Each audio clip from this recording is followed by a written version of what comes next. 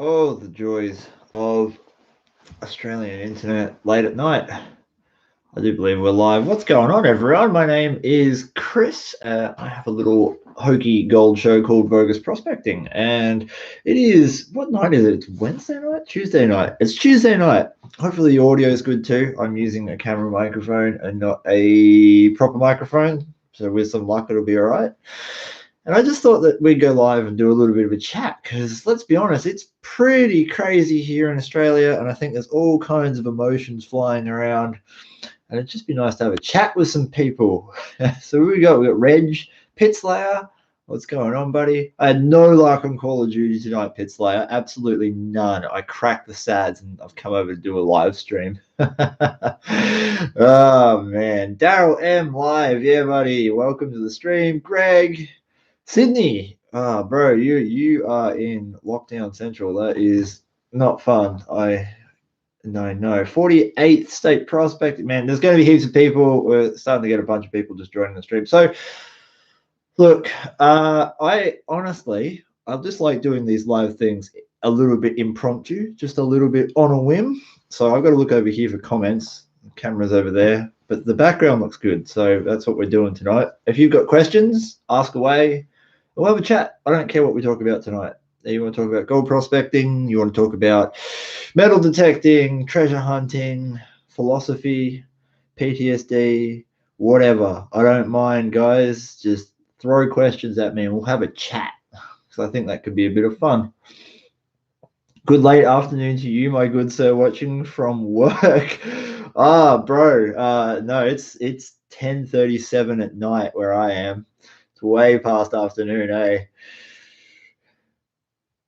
Michelangelo J, Melbourne.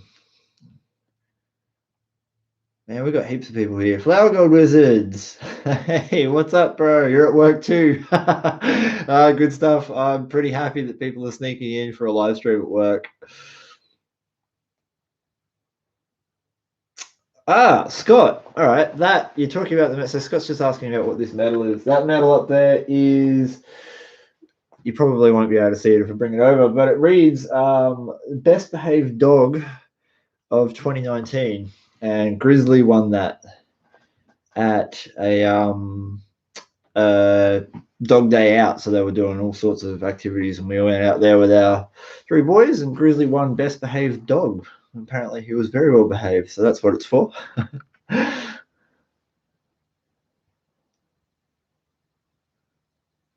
Dashmate Outdoors. Yeah, man. I went out today, but I couldn't do much. I've got stitches in my back at the moment. I got one in my shoulder, one in my lower back, and one in the center of my back, and I can't bend properly. And I'm just sort of having a chill, man. I'm not doing much. That's why I'm doing live streams, right?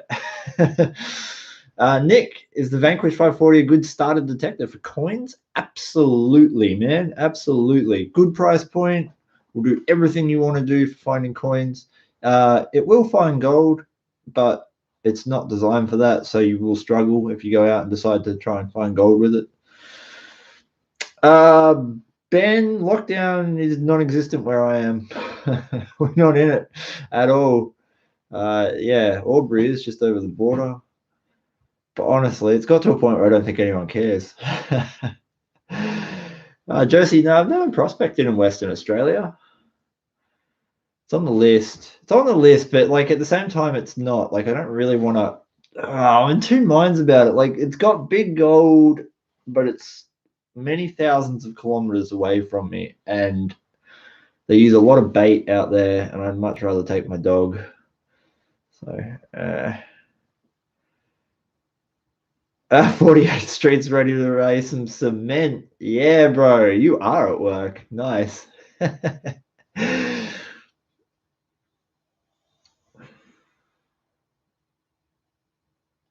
Steve, I'm going good, buddy. Thank you for asking. Checking from Maryland. Now we've got people from all over the place.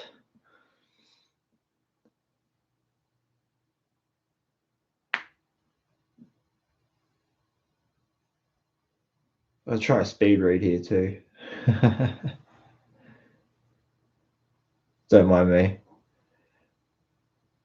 Yeah, okay, so everyone's asking about the stitches. Yeah, no, it's all right. I'm fine.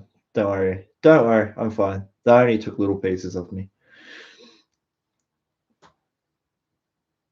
Ooh, that's a good question. I've actually got a video on that question. So your name is Amisul85. What's the smallest piece of gold you found with a gold monster? Really small. So there's a video on my Facebook page called Snakes and Monsters. If you look up Snakes and Monsters on Facebook, you will see the results of what it is capable of doing. I only had scales that went down to 2 decimal places, and it didn't register the pieces of gold I found with it. So smaller than a 0.1, a 0.01, should I say. It's very small, very, very small.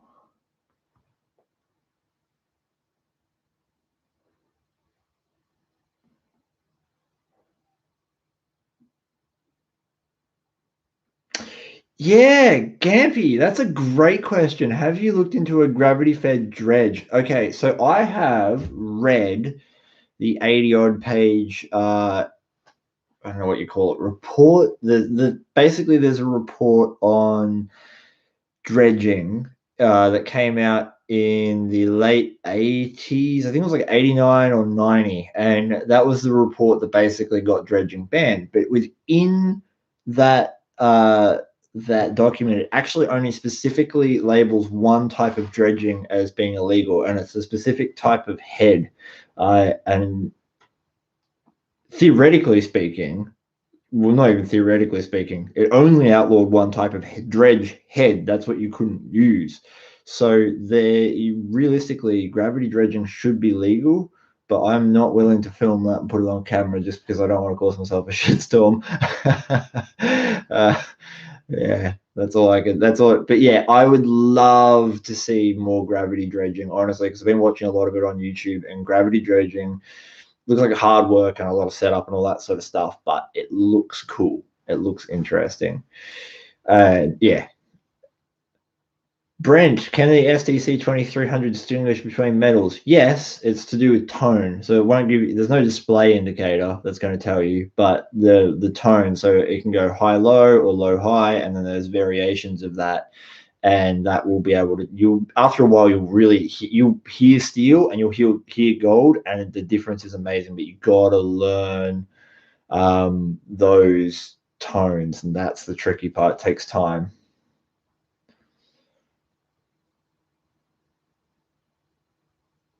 Matt, yeah, probably. Sorry, buddy. Have fun installing the computers, but Aussie Coin Pusher, what's going on, bro?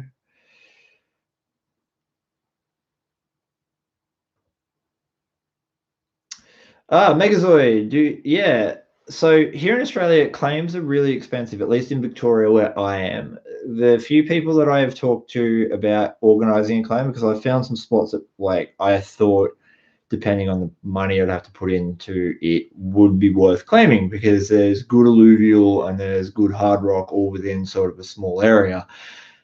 But they're very expensive. So it's about $25,000 in permitting before you even can start putting machinery on the ground, and then you've got all your reclamation fees and stuff. And so it kind of, by the time you are all said and done for a basic mining claim here in Victoria, you might be staring down the barrel of around 100 grand. So they're expensive. In Western Australia, the permitting system's different. I don't know enough about it to tell you about it. I just know that you can buy claims over in Western Australia for as little as a few $1,000s or a few $100s in some cases that I've seen online. But yeah, so we generally hunt public lands, but if we're not hunting public lands, we just got access to an amazing private property. So we try our best to get private property, mostly because it's less hammered by people, but it's a lot of work. It's not as simple as just knocking on the doors, unfortunately, because a lot of the people in my area, the farmers who own the old gold fields, they live way off site, so they might be literally a couple 100 kilometers away. So we're just very lucky with some people that we have connections who know the owners. And yeah, so we do a lot of prospecting on private land when we can, as much as possible. But yeah, otherwise it's public lands.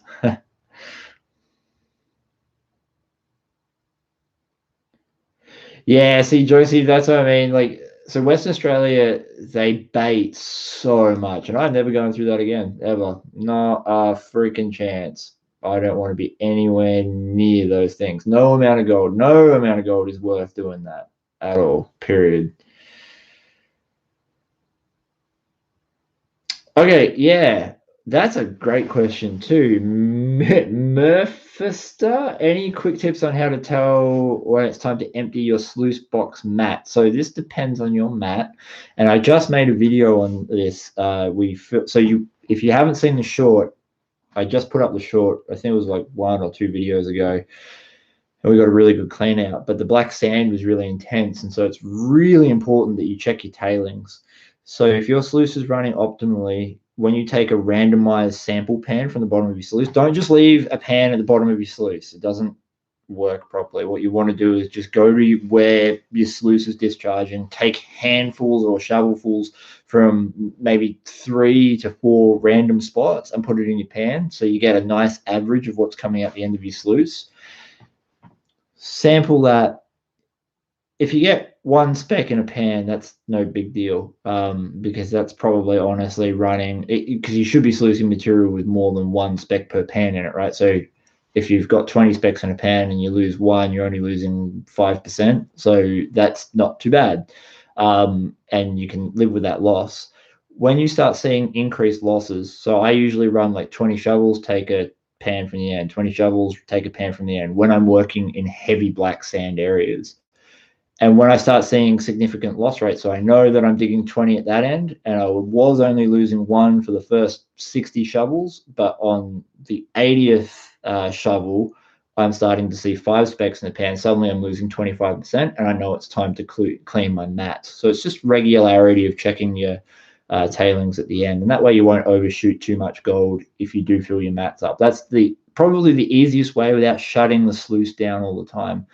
The other thing to note is that Dream Mat and several of the Vortex matting systems actually require you to have a fair amount of black sand in there, and they can take a lot. You can fill them up as long as the material is still loose and fluid.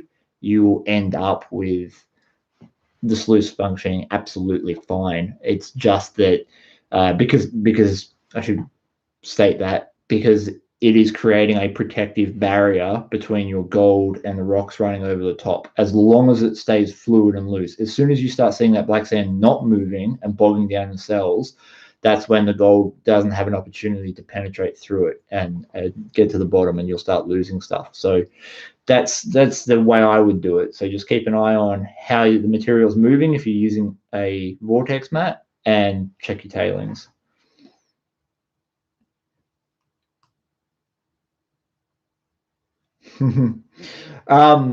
Ash, yeah, Ballad of Buster Scruggs. It's a really popular gold prospecting movie now. I saw that when it first popped up on Netflix. It was great. So have you seen the movie Ballad of Buster Scruggs? The gold finding chapter in it is legit. Yeah, so that is loaming. I made a video on that not too long ago. So if you go back, I don't know, like 10 or 15 videos or so ago, we made a loaming video to show you exactly how to do it. And that example in the Ballad of Buster Scruggs is really good. It is really, really good. So it's something that I honestly think that if you haven't seen that movie, The Ballad of Buster Scruggs, watch it, watch that loaming sequence, and he literally does it almost exactly how you should be doing it.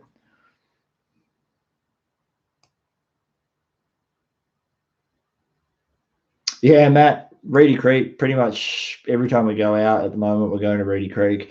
I love going there. It's in high flood at the moment, which makes it trickier, but it also gives you the opportunity to study the creek for when the water drops. And we've found some spots. I can't wait for the water to drop because there's a couple of spots that are going like surface gravels are going a couple hundred specks a pan, and when you get down lower, it gets better and better. So, woo, mama. King, King Burton. There we go. Usual thing, butchering people's names. Sorry for getting you into gold prospecting, buddy. I apologize. Not my intention at all. You're gonna waste so much money on gold pans and stuff.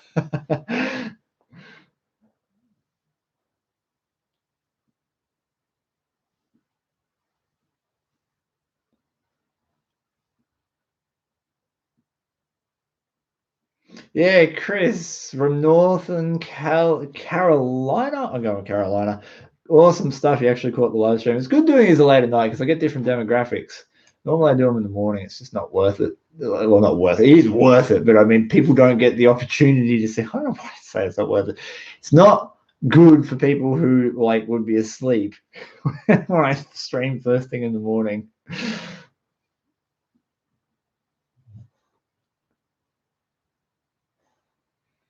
KS Designs, thank you very much for those kind words. I've tried really hard for this channel. I never expected to be here, like ever. I didn't wake up one morning and think, oh, I'm going to be a YouTuber. Nope. Man, what can I say? Thank you. I appreciate it massively. All your support. It means a lot. Brandon, good morning from BC, Canada. Hell yeah, buddy.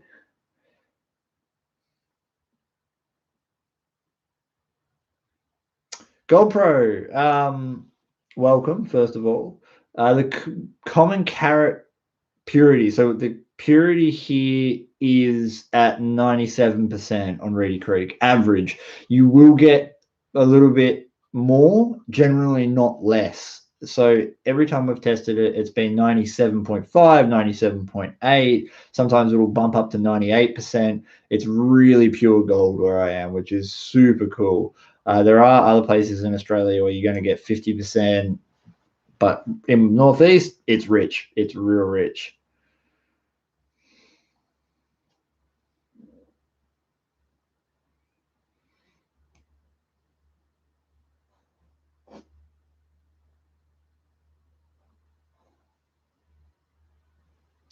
Ben, yeah, absolutely. So he says there's not many rivers around here with bedrock, only gravel. Is it still worth sluicing? Absolutely, man. So it's just golden layers. People forget that gold forms in start from the beginning, Chris. It's 11 o'clock at night. Take it slow. Gold takes a long time to sink. So it's super heavy, super dense, and it will eventually go to the bottom, but not straight away, man. Not straight away. It takes a long time for it to go, and it takes continuous water flow. So you're going to find several flood layers. So all you got to do is sample down. So every time you see a change in soil, so consistency, color, density, sample that, and you'll end up finding layers where the floods have laid in gold. And the other thing that you really want to look for is erosion. So anywhere that there's old gravels in a gold mining area that are getting eroded, even if it's only 1 or 2 specks, say you've got a pile of mullock up on the bank and it's 1 or 2 specks per pan, but it's being eroded, well, all of that gold will get concentrated in a line in the creek. And so even if you've only got gravel, if you find where that concentrator is, then you'll get maybe 20 specks a pan because it's concentrating that 1 or 2 out of the pile. I think I've got a couple of super chats here. I better scroll down before they actually disappear. Mustafa, $10. Thank you very much. Yeah, okay, so you are trying Dream Mat. Yeah, just watch the agitation in the cells. That's number one with Dream Mat. So it's got to be dancing, and you want to see it going kind of. I'm going to try and dance for you like the gravel. This will be great. You kind of want to see it going like this. You don't want to go on fucking nuts, and you don't want it dead still. You just want it to be just gently moving. That's number one key. Ben Ashford, $5 super chat. Thank you so much, buddy. I have not yet personally smelted gold. However, I bought a smelting kit, and that is coming. I've got it already, but I'm holding off a little bit because of a couple of things. So eventually, you will see smelting things from me, but just hold tight, buddy. Hold freaking tight, because yeah. So I can say it's complicated as usual. My life. Plastic Tools, buddy, welcome. Man, I love your magnet probes. You have no idea how much gold I have found with your magnet probes. They are ridiculous. If you have ironstone or magnetite in your area and you can use that to track gold, you've got to go to Plastic Tools and you've got to buy one of those magnet probes. You have to do it. I do not go anywhere without that freaking probe. It's kind of useless on your Reedy Creek because we don't have magnetics on that creek, which is very annoying because I've used it exclusively everywhere else to find heaps, like freaking heaps of gold. Follow the heavies and it makes it so easy. Actually, Plastic Tools, if you're still here, buddy, put up a link in chat for me so people can go check it out because that's the tool is worth owning if you're a prospector, and it's freaking cheap too.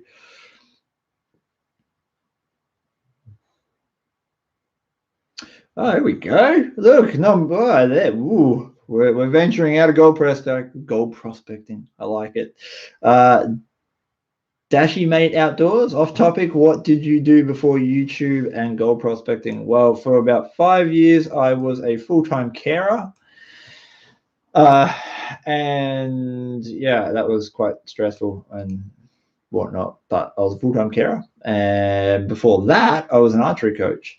So for a number of years, I coached archery for Australia and had my own archery range and did all sorts of tuning and bow sales, and I had a YouTube channel on that, and yeah, I did all of that sort of stuff. So that was it. And then before that, I was a friggin' supermarket worker, packing shelves at night, doing night shifts, and I worked in wineries and yeah, all sorts of stuff. So when did the bikini clad Sheila show up? Oh, bro, I don't know. Can we organize that? That'd be great. Imagine the views. I would have to put it on Pornhub though. I couldn't put it on YouTube. Although Dan gets away with it, so maybe.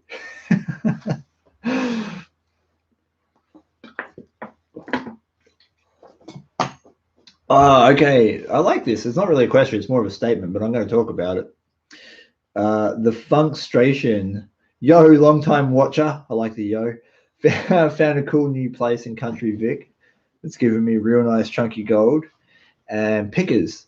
I'm just having trouble finding concentration, and that can happen. Like Nugget Gully for us is exactly the same. Really big gold. So if you find a piece, you'll find a piece. It'll clunk in your pan and it'll be real nice, but it will be few and far between. It's rare to find a pan of like 10 bits. You're more likely to get 3 to 5. They exist. The concentrators exist there, but just not commonly. And it's tricky. You gotta stick at it in those places and really pay attention to what you're panning. So when you do find a concentrator, that you can go and look for more of those spots. And it might be something as simple as a certain type of erosion. So you might be eroding out the bank. It might be eroding a mullock pile. It might be shedding out of a small valley or gutter on the side. There's a whole heap of different reasons that you can get a concentrator. So just keep testing everything, bro. It will be there. It's just going to take a long time.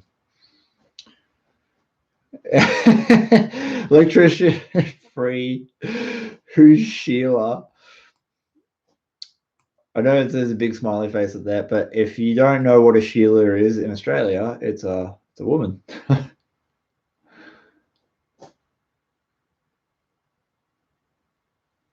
David, no, I haven't looked at Pat's holes. You're going to have to tell me what that is.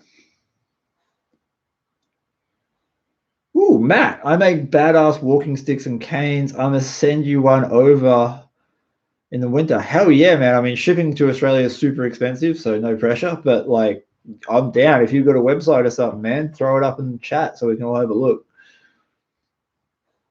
Pitslayer's gone to bed.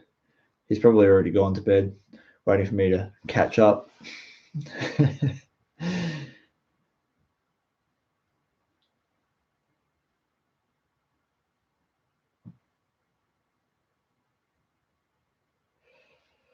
Speed reading. It's still slow. Nick, see, okay. So Nick says he's built himself a rocket box. waiting to get out to use it. Is there a particular method that I should use? No, there isn't. It doesn't. The full story. The full story was I rocked up to the guy who taught me how to do gold prospecting, and I said, I'd love to try rocker box because there's certain places I go that have very limited water, and I feel like that could be a really cool way of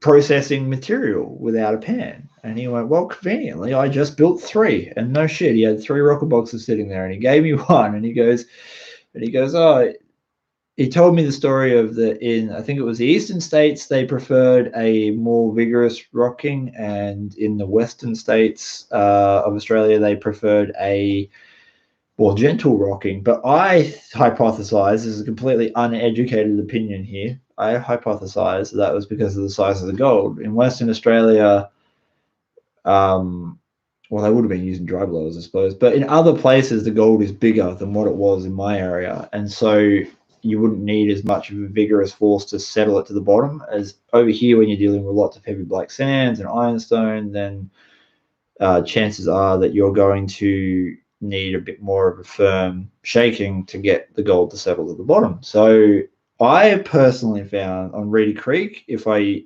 shake the rocker box vigorously, I tend to get less loss out the end of it. They do lose a little bit, but who cares? It's a bit fun and enjoying yourself, right? So, and it processes quicker if you shake more vigorously. So short, sharp shakes I found were better than big, like long strokes. Hope that helps. Let us know how you go, though. I would like to know how you go because I don't know very many people who've gone out and tried them. So.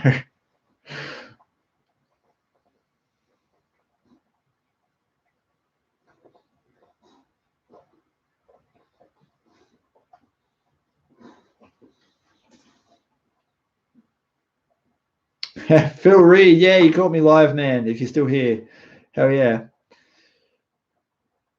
And Daryl, what's going on, buddy? Chris Bushnell, no, we don't dredge in Australia. You can dredge if you have a claim. That's the only way you can get away with it with a what is it called? Constantina head? Is that what they're called? You can dredge if you've got a claim. You can use whatever machinery you want to use if you've got a claim, but they're very expensive. So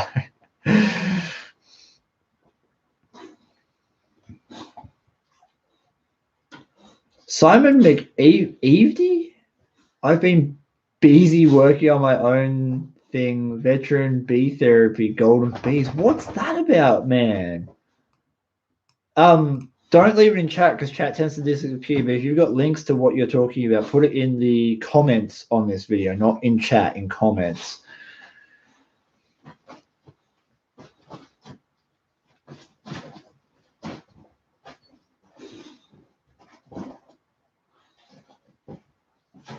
Oh God, chat just streamed by for some reason. Bam.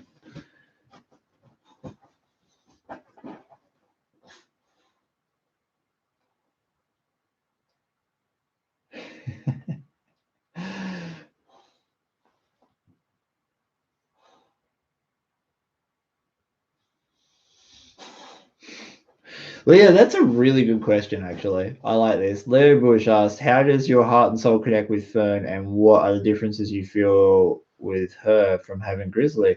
Really interesting, because I've been thinking about this a lot. I've had a lot of time to sit on my ass and think. And it's complicated, right? Because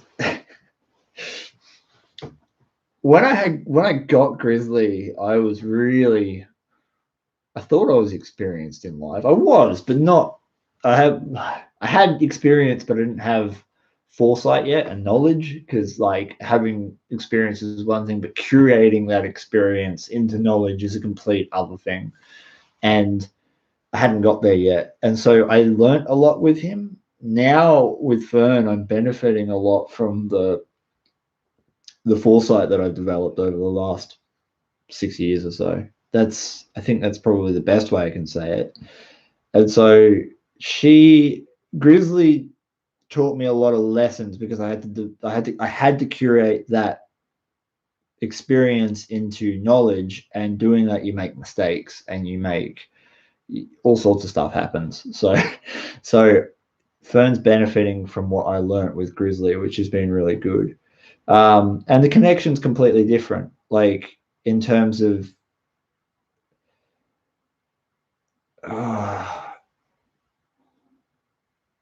it's oh man, why is this complicated? I haven't thought about well, I've been thinking about this stuff, but when you get asked the question where you've got to actually articulate it, it's tricky because most of it's a feeling and not something like a conscious thought. I hope that makes a bit of sense.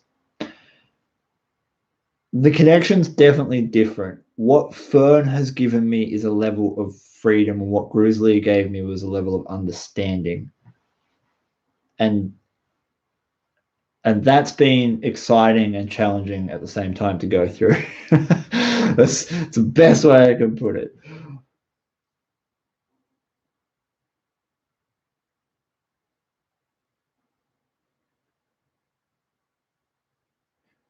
Mike Hartman. So this is a good question, and I can only give you an opinion, which is which holds more gold, magnetic black sands or non-magnetic? Reedy Creek has cassiterite, which is tin. It's non-magnetic. It's super dense, and the gold there is extremely flat. So what you end up with is that the tin creates a layer that's so dense and creates so much friction that the gold sits on and in it, not underneath it. And it's a pain in the ass to separate. So I think it's got probably more to do with the shape of your gold and the size of your gold compared to the overall density of the material that you're working. If you're talking about this in terms of ores, so does certain types of black sands contain gold? I have no idea. I have no idea. I have no answers for that whatsoever. But that's my opinion. The shape of the gold is the most important factor when it comes to black sand and how much gold black sand will retain and drag down when you're panning or sluicing. Megazoid, thank you. $5 super chat. It's pretty amazing that you took your hobby and made it a passion and inspired a ton of people. Your videos are very well done and great to watch. Thank you very much. That means a lot. That means a lot to me, man. The like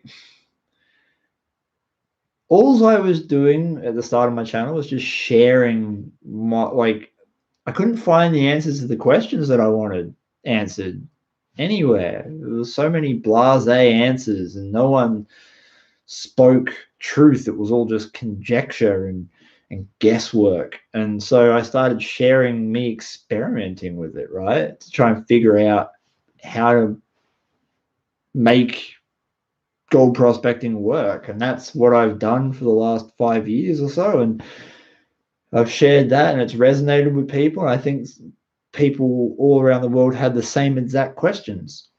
And so it just grew. It just grew into something way bigger than I thought it ever would, man. Like far out. Sitting here now, I'm like, holy crap, it's unreal. It's very humbling. It's extremely humbling. It's a lot of pressure too. Like, YouTube, I have 95,000 subscribers, but Facebook I have 240, and I'm getting like 70 million views a month off that. And what's terrifying about those numbers is the amount of I suppose opinions that you get put in contact with. Everyone's got to have their 2 cents say, and it's a lot of information that comes through, and there's a lot of responsibility there, both from an ethical point of view. I want to put out information that is not only correct but morally right, which is prospecting philosophy, which is complicated. And I feel like there's a great duty of care there, and that's tricky. It's very, very tricky. So it's been amazing, very humbling, a fantastic learning experience for me. And all I hope is that my content not only teaches you something, which is what the channel was about, but brings you a level of joy and happiness. And I want firm believer of be the change in the world, that you want to see. Be the change. It doesn't mean you always get things right. I stuff things up all the time, like all the time. I stuff things up and I get things wrong and I get angry and frustrated and all that sort of stuff. Again, because like I said, you get put in contact with a lot of opinions from different people, and sometimes they're painful opinions, but and that causes you to make mistakes. And I just try to remind myself that it's important to just stick to my values, and that's something I'm trying to learn to do more and more of now, especially in light of all the stuff that's going on in the world, especially here in Australia right now. I think it's important to stand up for some of the things. Not necessarily, we're going down a different road here, but it's important to stand up for your values. It's also really important not to force your opinion on other people. And by that, I mean, you're allowed to have an opinion, but your opinion shouldn't come at the cost of being right for the sake of being right. That has to be moderated. That's, I think, incredibly important. Anyway, we went down a philosophical road there.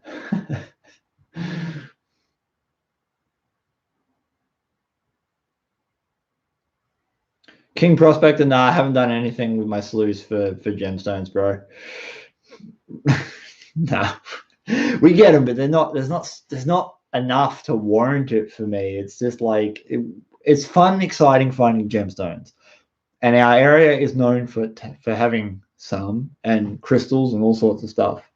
But the vast majority of what we find is absolute trash. Like, it's not going to be gem quality. Just because of the creeks we hunt in flood so hard, everything gets smashed to hell. Benny Fitz, $50. Jesus. Holy crap, man. Thank you very much. Love the vids, man. Also from Wodonga. Myself, I only started panning this year because I seen your channel and now I can't stop going out. Yeah, man. Nice stuff. There are a few spots in Wodonga that you can go out to. You don't have to travel. You can literally go in town and there are creeks. And yeah, a little bit of Google. I'll give you a bit of a challenge, bro. Find the creeks. You'll find them. Just a bit of Googling, and yeah, you're gonna have a blast when you find out where the creeks are.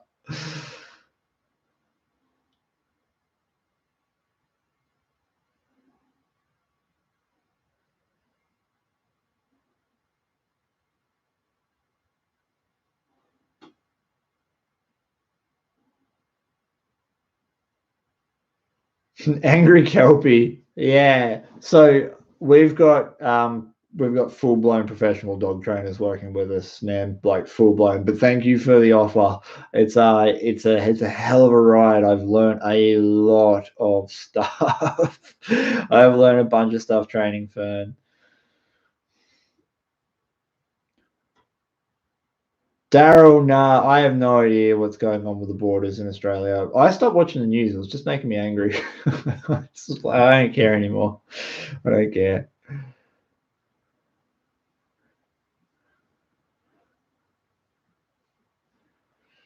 No, I don't know, bro. You're gonna have to save up and buy one, buddy. That's how we've all got our detectors, man. I mean, I gave one away a little while ago. I don't know if I'm gonna be able to do that anytime soon. So we'll find out. If you see a competition come up from me, maybe.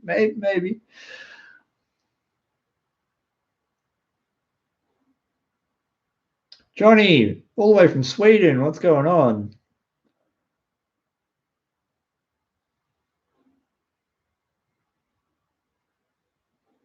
Okay, Andrew, this is an interest. So this is a real beginner's question that I'm not gonna say it's wrong, but I think it gets misunderstood a lot, which is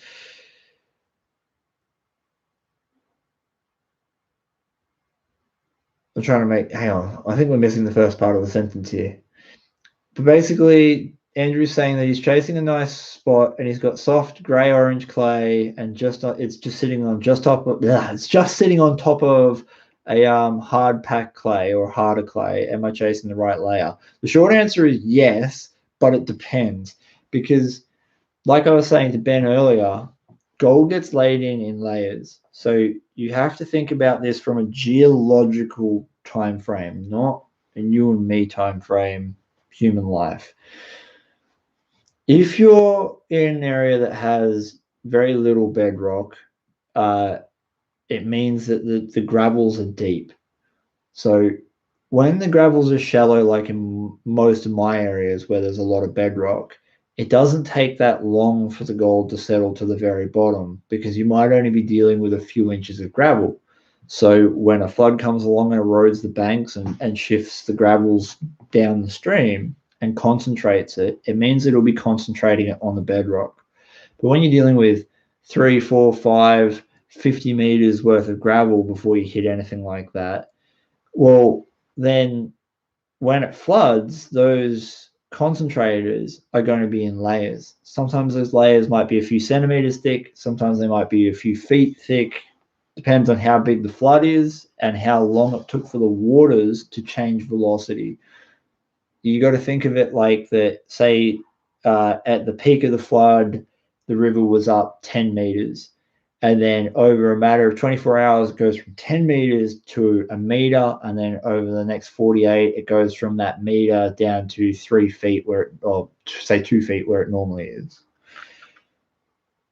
Each of those progressions in the drop of water will put gold deposits in different places. And so it'll put concentrators in different places. So some will be up high, some will be down low. And how fast the water recedes changes the velocity of the water and changes how much gold, silt, gravel, clay drops out of that stream at that certain point.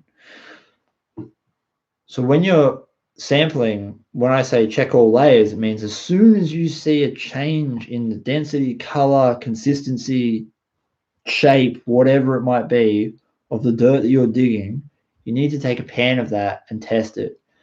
Because it might only be a flood layer that's, say, 4 or 5 inches thick. But if that's a flash flood and it cut through a mullock pile just upstream, that could be a really rich layer. And this is where a lot of people go wrong when it comes to high banking and stuff, is that they will hit one of those really rich layers and it was only thin, and then they dig through it and they dig really deep and they dig a really big hole and they don't get much more gold than what they got in their first couple of pans. And that's because they weren't following the right layer. So to know if you're on the right layer, first I check it to see if there's gold in it, and then you identify how thick it is, and then you just chase that. And it's really difficult for newcomers to do this, but you say you're getting 3 or 4 specks on top, and then you hit your rich layer that's 20 specks, and then underneath it goes back down to 5. You have to learn to ignore those 2 other layers and only work your rich layer. So even though you're throwing away 5 specks of pan, you're getting 20 when you uncover that layer. So you throw your overburden away, because what's going to happen is the next flood's going to come down to your overburden pile and concentrate the gold that was in that on the next inside bend or the next drop off or whatever it might be. So by getting rid of your overburden that's low grade, concentrating your high grade, you get your maximum gold take for the day for the least amount of processing. And you're just putting gold back into the system for the next time it floods. I hope that helps your understanding of it.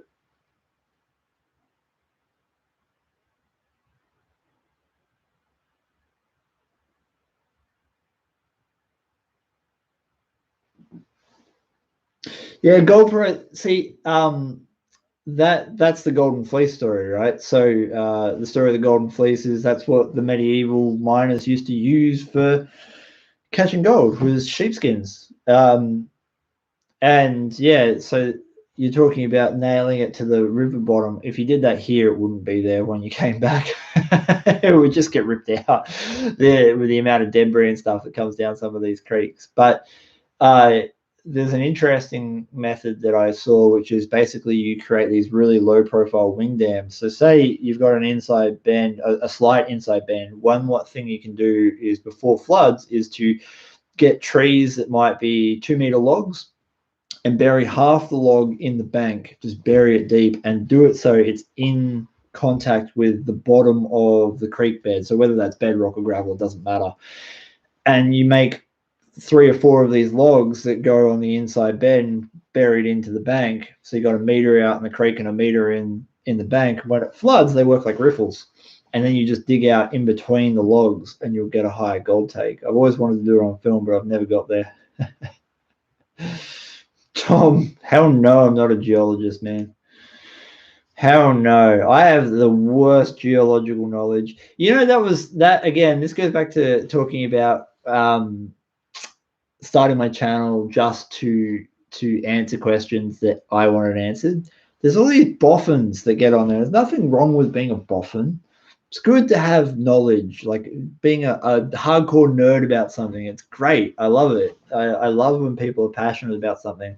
The problem for people is that when you're really passionate about it, we don't know all the lingo, and it takes a lot of effort to learn lingo in something like geology. Like I sit there and I listen to Steve and I have to ask him again and again and again to explain something to me because he uses words I don't understand. And what I do is I just try and convey what I have experienced on the creek. That's it. What I've experienced, what I have observed, what I have seen, what I have felt. Because we go out in storms to watch creeks flood, and we go prospecting at high water, and we go prospecting in drought, and we just figure out what's going on in the creek, and it's a lot of man hours to do it. And then I try and convey that in everyday English. So I'm not a geologist. I'm just trying to share the experiences that I've had, and my geology is generally terrible.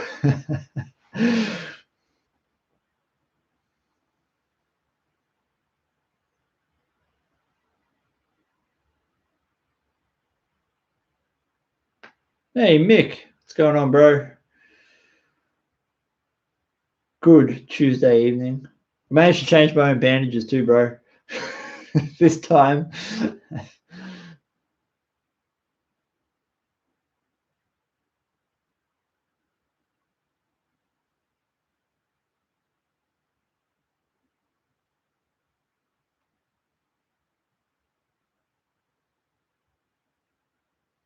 Reading. I am reading. Lots of reading.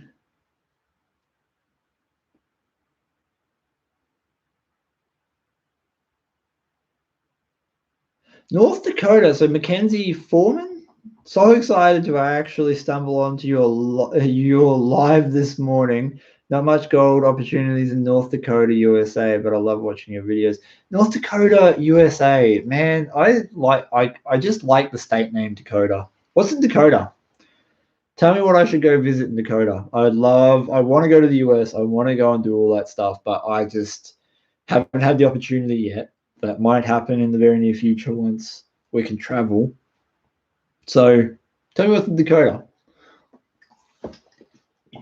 It doesn't have to be gold. I have many and varied interests.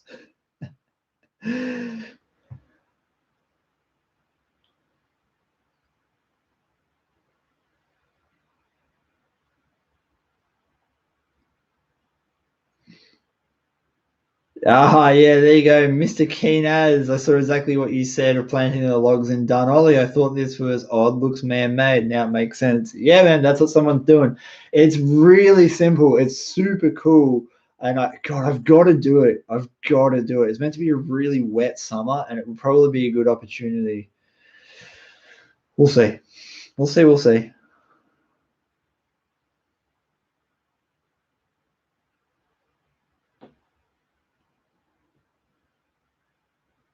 Skyrim nerd. If you found a picker on Reedy Creek, you were extremely lucky.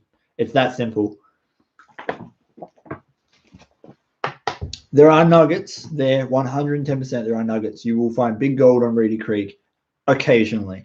And usually Reedy Creek seems to throw new prospectors or people who are new to it a bone and give them a nugget to get it hooked. But it's all about the flower gold out there. Don't go hunting nuggets. There's no point out there. You're not going to find them with any regularity. What you are going to find if you are willing to prospect are 2000 spec pans. And we call them pixie ear pans. So you have gold, like you get down to that last bit in your pan. So you got a pan, and then you got that last sort of chunk of pay dirt that sort of goes about two-thirds of the way around that bottom, and you'll get gold at either side. They're the pans you want because you'll clean up You will get heaps of gold, but you've got to look for the flower gold. Forget nuggets. Push nuggets out of your head. They are worthless in the Northeast. Absolutely worthless. You're gonna go stir crazy looking for nuggets in the Northeast. If you go looking for flower gold, you're gonna have a great time.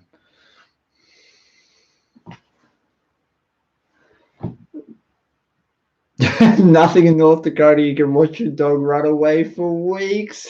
Oh,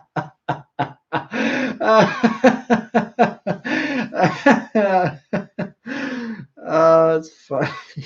That's great. I like that. I'm going to Dakota. I'm going to test this theory.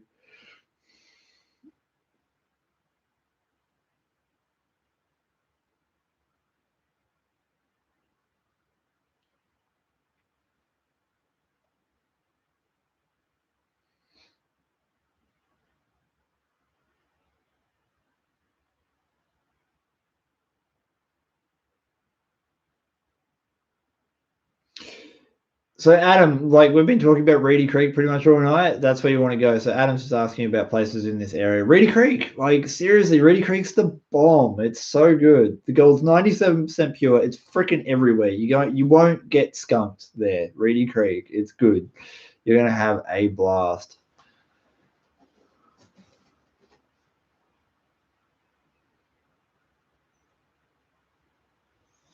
I've got to do a video with Jeff Williams. I'd like to. I'd like to. Logistically, a bit tricky at the moment, but I'd love to do that. What do you prefer, potato or super sluice? Both. I'm not biased on gear, really. See, Stacey, this is the thing, right? We shall go into this. We shall talk about this. Gear is so not important. It's just not. Like that was the point of me doing that like from nothing series, because there's such emphasis on equipment getting you results. The only time that's really true is when it comes to things like metal detectors. So when I was, and even then, it's not necessarily true. So I shall rekindle you with a tale from my younger years when I was an archery coach. Was that I was coaching these people. I had my range, and people would come and try days, and they get hooked on archery, and they want to do more, and so they buy their equipment, their first bow, and we'd set them up with something. It might cost them $500 for a full kit, and they'd start shooting, and then they go down the rabbit hole of watching people on YouTube, and they'd watch the Olympics, and they'd watch all the nationals and international competitions, and then they'd see all these people, the influencers that had certain type of gear, and they want that gear, and so they would go out and they would buy. They get me to order them in high-end bows and stuff. And there was one guy who spent like $3,500. And I tried telling him that like it's not gonna make any difference. It's not gonna make any difference right now. Like you're better off just committing to learning better form for a little bit before you start dropping serious money like this. And obviously money didn't matter to him, like he had enough of it. So he bought this bow kit, and it was $3,500 target bow setup. And his scores didn't improve, and his accuracy didn't improve, and he ended up getting frustrated with it and quitting. And I ended up buying his bow back off him and selling it secondhand, right? Because he got over it. Because what happened was he is expecting the equipment to make everything work better, but it doesn't work like that. It doesn't. For most things, it doesn't work like that. It's about experience first and foremost, and the only way you get experience is through practice, and you have to be tenacious to practice with regularity. It's beyond motivation. You can't just be motivated. If you're just motivated, it won't last long, and it will all go away. So you have to be tenacious. You have to be like, I choose to practice today. And it's the same exact thing with gold prospecting that I see so many people do, which is they go out and like every day on the detecting forums, people are like, oh, do I buy a gold monster, an Equinox 800? Do I buy an STC or a 5000? Do I buy the 7000 or the 6000? Do I buy Dream Matter or I go minus moss and mesh? Oh, this is the best. Oh, this is the best. I'm getting more gold with this than I ever got before. And the only thing that comes to mind every single time is that guy selling this $3,500 setup, because you have to want to work to make the equipment worth the investment. There's a paradox that happens when you get a new piece of equipment, I think, in almost any hobby, which is that when you buy a new piece of equipment, you're excited to use that piece of equipment, so you use it more frequently for a short period of time. So say like a month or so after you get the piece of equipment, you're out every weekend or you're out every day after work and you're using it, and you start seeing results. But that's not because the equipment was better, that's because you're out doing it. And that was true of archery. It was that people would buy a new sight and they'd be really excited, and they'd be like, oh, this sight's going to make everything so much easier and I'm going to shoot better scores. And they get on the range and they'd shoot every night after work. They'd be at my range 5 days a week and their scores would go up. And then they'd plateau, because when you hit a certain point with anything, you'll plateau. It takes a lot of work to get a 1% improvement when you're at 90% capacity, compared to when you first start and you're at 10% capacity. It's easy to make like a 5% jump. So they see improvement because they practice, and then they plateau, and then the excitement of that new piece of equipment goes away and their practice goes down and you lose it. So it's the same with gold pans and sluices, right? You buy a new super sluice kit or you buy a Garrett panning kit, you're super excited to get out there. The pictures on the box make you excited to get out in the creek and go do it. So you make an effort to get out there and you find more gold, and you akin it to the pan, but it's really you doing all the work. So it's not the gear. I like both of those pans because they offer different experiences and they offer me the ability to do different things under different circumstances. The potato pan's great for moving shitloads of dirt really quickly if you've got enough water and physical strength to use it. I love the super sluice because it's versatile and I can use it almost anywhere, but it does tend to lose gold if you don't pay attention, and it doesn't have the same capacity as the potato pan, so it takes longer to work the same amount of dirt. I hope that makes sense. I hope you get something from that, because it's really important to understand that. I think that you can't just expect a piece of equipment to make you better. It's not going to work like that.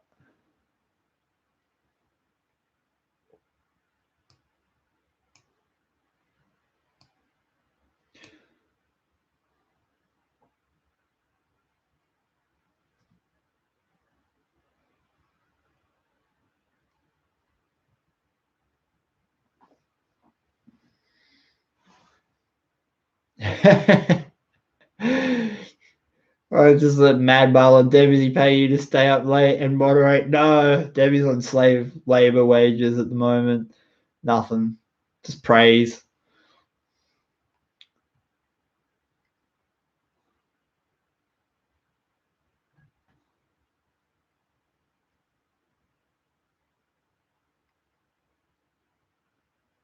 Scrolling. I keep doing that stupid jumping thing. Damn you, comments.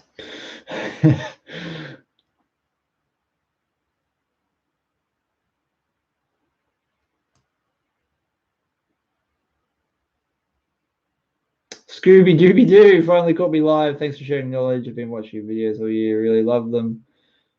My puppy is asleep right next to me, and I'm not waking her up because she's going through what's called a fear stage at the moment. So there's a couple of stages during a dog's life where they basically get really nervous about everything. She's going through one of them. I'm not. She's just, it's nice when she's asleep at the moment.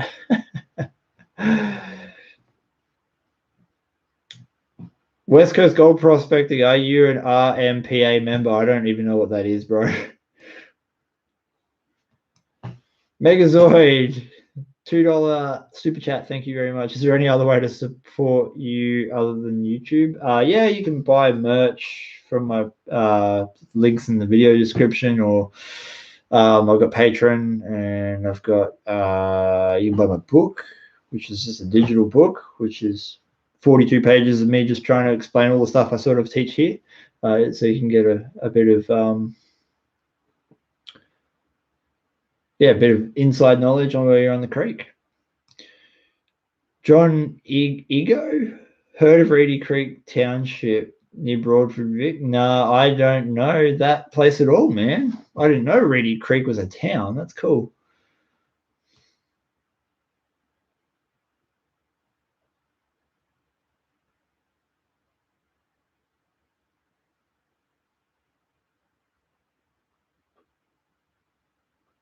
Alan Shaw, bro, I have not done. Oh, yes, I have. I've actually been to the Golden Triangle once. I found one speck of gold in Slady Creek because I was only there for a little, like a half an hour. But Alan, I am seriously considering throwing the SDC and my dog in the car tomorrow or Thursday and heading down to the Golden Triangle. So if anyone's got any clues on where I could go, hang out, give me some motivation to come out detecting, let me know because I'm very keen. I've got the opportunity to do it and I want to do it. So.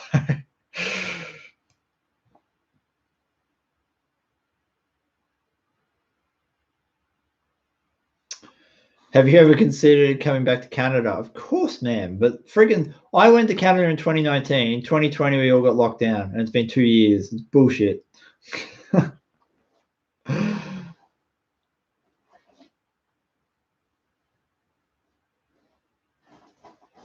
Yeah, Phil. Oh, bro, I feel you, man. My anxiety and depression has unfortunately stopped me from going on Facebook for 2 years.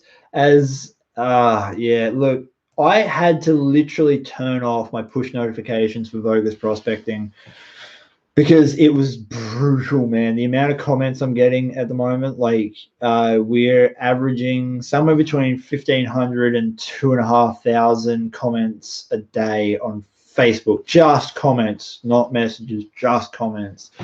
And it was really harsh opening your phone and the first thing you see, well, you're a fucking dickhead and I hate you, I'm gonna beat the crap out of you, and you're like, oh, another one, like banned. Like, so I just turned it all off. My life's been a lot better since then, so I haven't been getting back to as many people, but man, I could not handle the abuse anymore. So nope. We just cut that.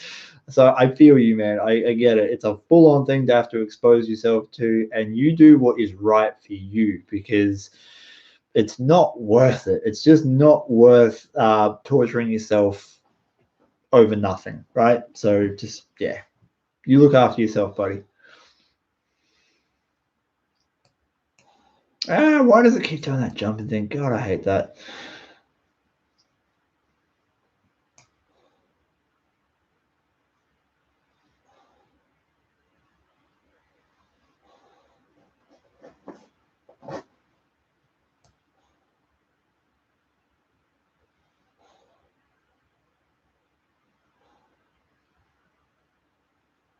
West Coast gold prospecting. It is 11:40 at night. it's yeah. Mick Pavlis, smooth seas don't make good sailor. Don't make a good sailor. That's an interesting concept. Let me just mull that over.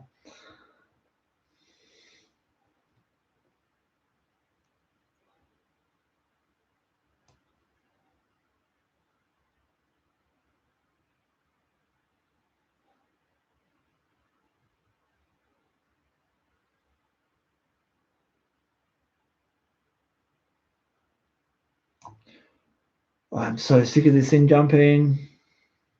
It just did it again.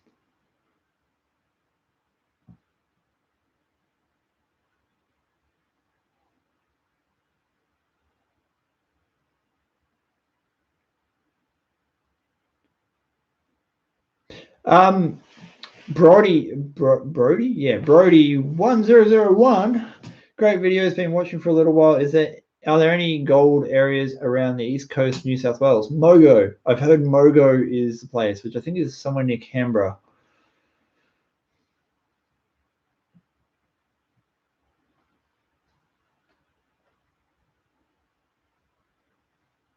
Yeah. See, John. Yeah, John. Look, that's what we were talking about before. The gold monster. It doesn't matter what gear you have. You put the hours in, you're going to eventually find something. It's how it works.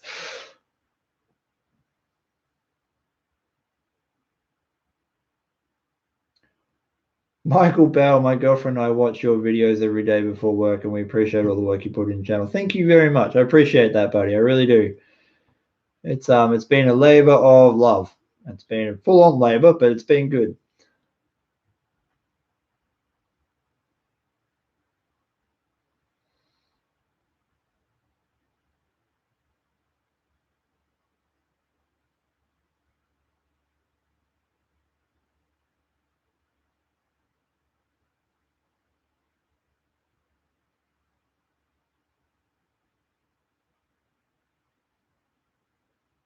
Matt D, hey Chris, do you have a Datsun 120U? No, I don't.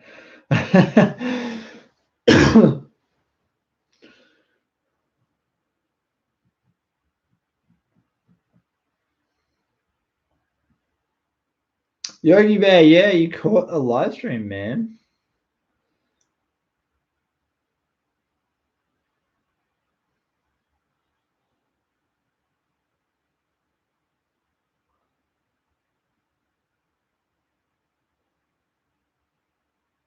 Mozza Gaming, what's my dream car? I like that question. Oh, I probably really kitted out four-wheel drive. I've had heaps of four-wheel drives in my life, but like a proper, like the one that I want. Yeah, the one that I want. I don't know. I don't know what brand, honestly. Probably Land Cruiser Base 79 series.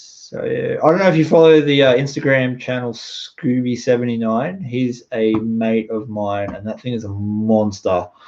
That thing is sick. So something like that. That's what I want. But yeah, Scooby79. Check that out on Instagram.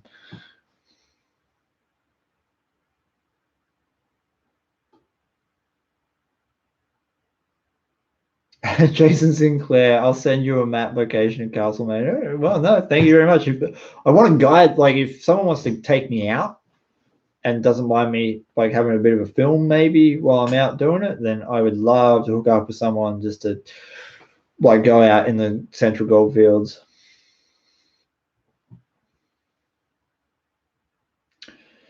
Kevin, I don't know anyone named Woolshed Jack. Sorry, buddy.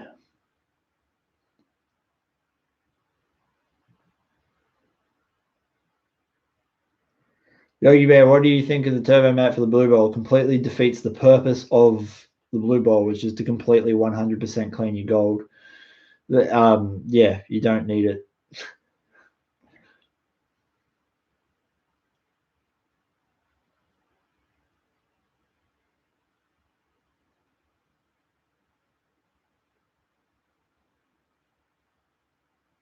Grandad Dave, Manchester, UK, just saying hello. Hope me and the family good. Thanks, buddy. Thanks for dropping in.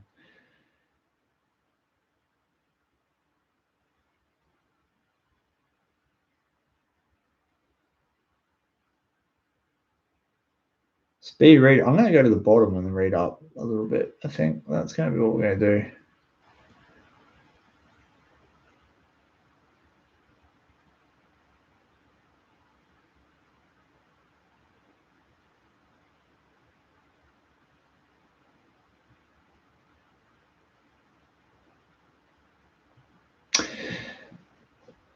Daryl, that's so. Hang on, you said so. Daryl's saying that he's got a couple of gift cards, and he wants to know if he should get a 1 or 2 inch pump. Is this for a high banker, Daryl? Let me know. Is that for a high banker?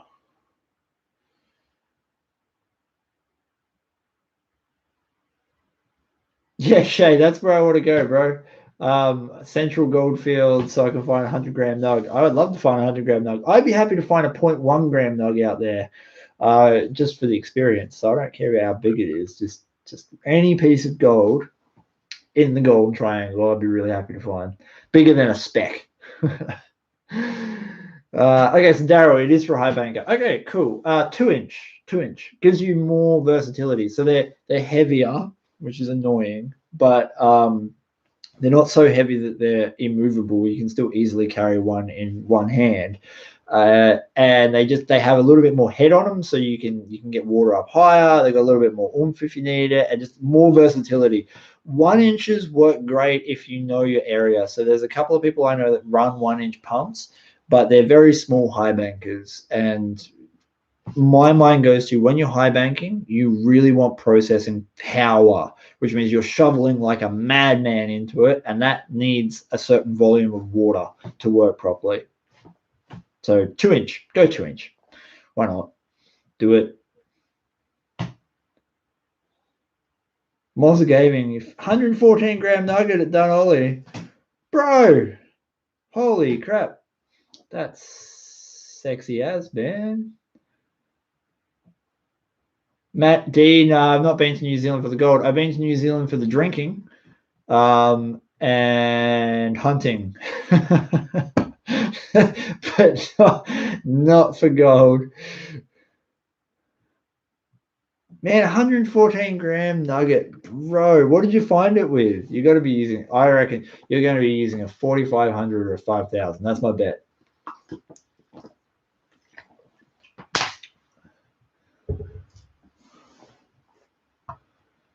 What's your favorite snack when I'm out in the creek? Vegemite scroll.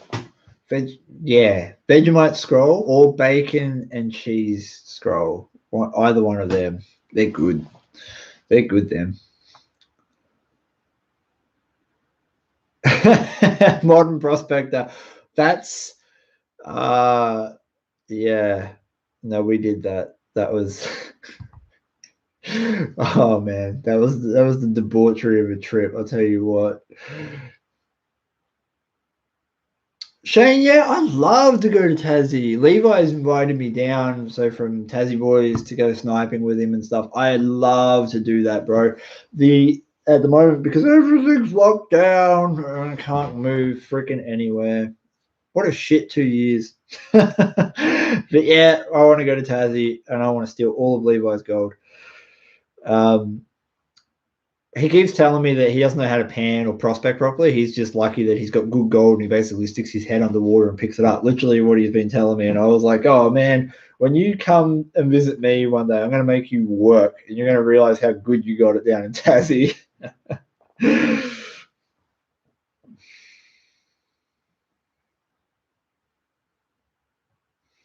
Oh, Mustafa, that's awesome. You got a property in the Central Goldfields. Yeah, well, when you're out of lockdown, man, just keep an eye on my Facebook page. I'm going to be putting posts up about this sort of stuff. If you see me put a post up about going to the Triangle, this is really where I need people's help. I don't want to steal your spots. I don't want to steal your big nuggets. I'm more than happy to come to an agreement with you about splitting gold or whatever it might be. I just want the opportunity to go find a bit of gold in the Golden Triangle with my detector and my dog. So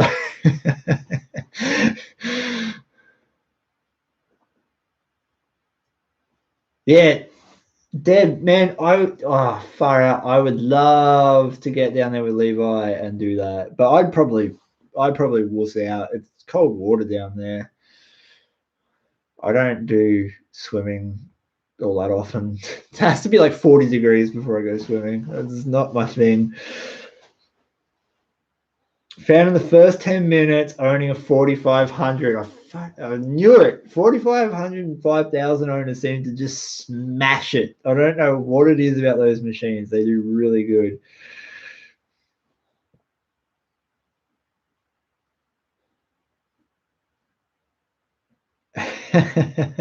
Matt Marlin does no gold at Fort Knox, especially when running a $30 trillion deficit. Yeah, but you're forgetting, Matt Marlin, something very important, and that is fiat money isn't real. Gold is. That 30 trillion in debt is an illusion.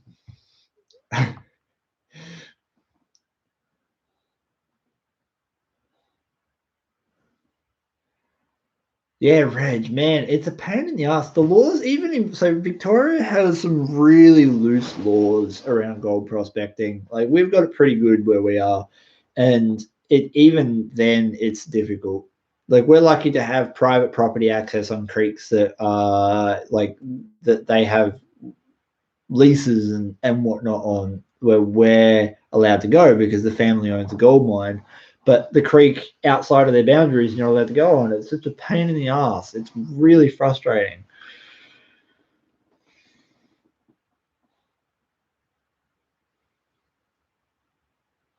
Yeah, Brandon. I mentioned this earlier. I do want to go back to Canada, but it's lockdown, bro. Freaking nothing I can do. Literally nothing. Can't barely freaking move around here as it is. Yeah, Daryl. See, exactly. Money is only worth the belief people have in it. It's just an exchange of wealth or value. Yeah, it's just an exchange of value. So,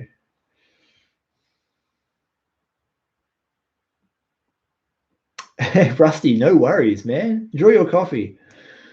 Have a good coffee. Have one for me. Have two coffees. Have two coffees. Do it. And then when you're all jittery at work, just tell your boss it was a YouTuber's fault.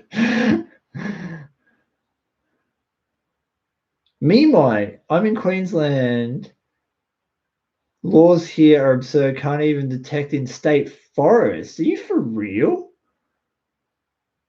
Really? But how are people finding gold in Queensland then? Is it all just illegal stuff? That's harsh. That's shit. So bad.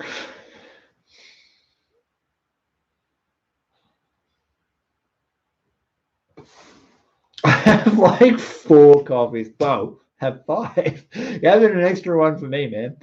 Have five. They have a few spots set aside for fossicking. That's crap, man. The gold in New York belongs to the King of England and it's a felony to keep it. A felony. Just a felony charge for keeping like what, like 100 specks of gold in New York? It's absurd, isn't it? It's so bad. Oh, this world's insane. All right. I love that though. The King of England's going to come and give you the boot if you steal any New York gold. Someone from New York send me some gold from New York. I want illegal gold from New York. That's what I want. I'm going to put a request out. There's 133 people watching. Surely one of you is from New York and will be willing to steal and ship me a tiny piece of New York gold. One flake, just one, so I can have it. Oh my God. I'll exchange you for something. I don't know, but just bro, someone send me a piece of New York gold.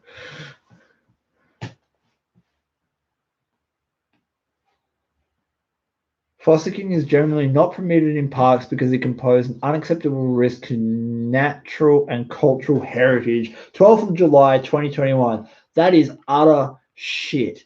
That is utter shit. Meanwhile, BHP blow up caves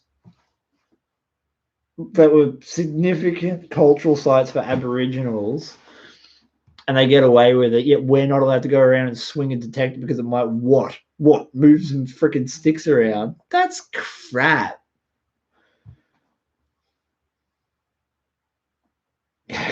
Fred Burp, I'll send you my first piece. Don't send me the second. You keep your first, or put it back in the creek. I don't want you to get in trouble with the king. But I love that. Whoever sends me a piece of New York gold, oh, I'll give you something. I don't know what. I'll give you whatever you want. I'll give you a free copy of my book. There you go. Free copy of my book. Anyone who sends me New York gold. That's just great. I just want some seriously illegal gold. I'll fight a king. Fuck, come on.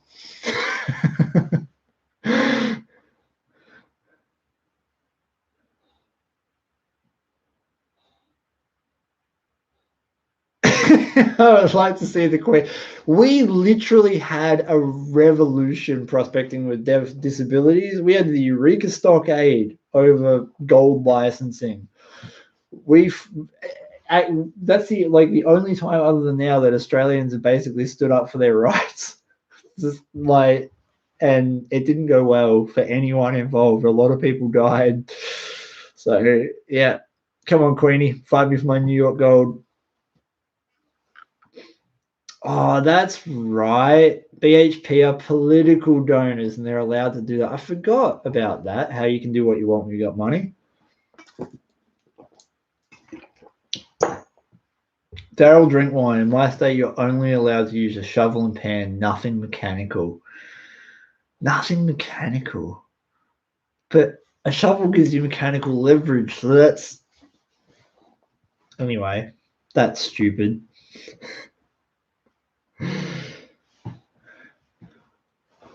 Aussie gold, wow. No, there isn't, but it's probably to do with the British law for some reason. There will be some throwback law. It's all glacial gas, so it'll be super fun. That's okay, I don't mind. Release the Kraken on him, Debbie. Yes, yeah. King trying to steal my gold. Fight a Kraken.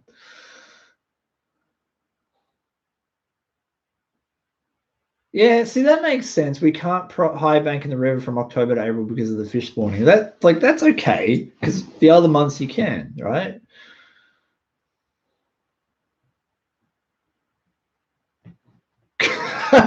Collab episode with the Queen. I'll send you an invite. You want to fight me for some gold?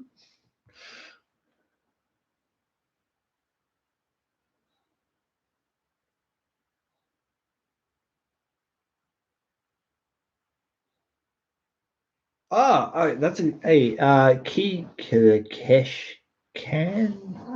What do I do with mercury soaked gold? I do this.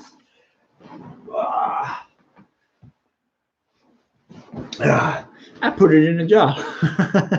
So that is all of my mercury soaked gold that I could get out of my pay dirt. And then we're gonna... I've got a heap of black sand that has like minus 200 mesh, and I can't separate it from the black sand. No blue ball, no, it's impossible. And I've been trying for a long time. So we're gonna use a mate's mercury retort, hopefully in the very near future, and we're going to make a video on doing that safely and all that sort of stuff. And that's when this is going to go through, and I can extract that because there's about a gram of gold in there. So yeah, saving it up just so I can do that one day.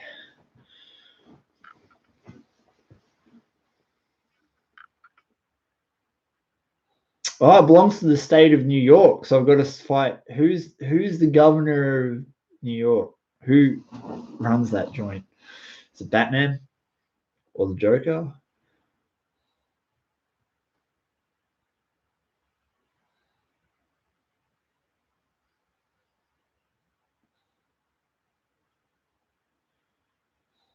Yeah, hard rock. Oh, bro, I have. So there's some ore sitting up behind me there somewhere that is got to get crushed soon. I've got buckets and buckets of it too. So there is more hard rock stuff coming. I'm in a really weird stage at the moment. In the next couple of months, I'm probably moving. Well, I am moving house, so it's just, yeah. I'm delaying a few things because of that. In the meanwhile, I've just been filming videos of high banking and the exploring and a few other things. So we've got stuff coming, but there's definitely more hard rock coming. It's just taking me time. I'm holding off for a little bit because of a couple of reasons.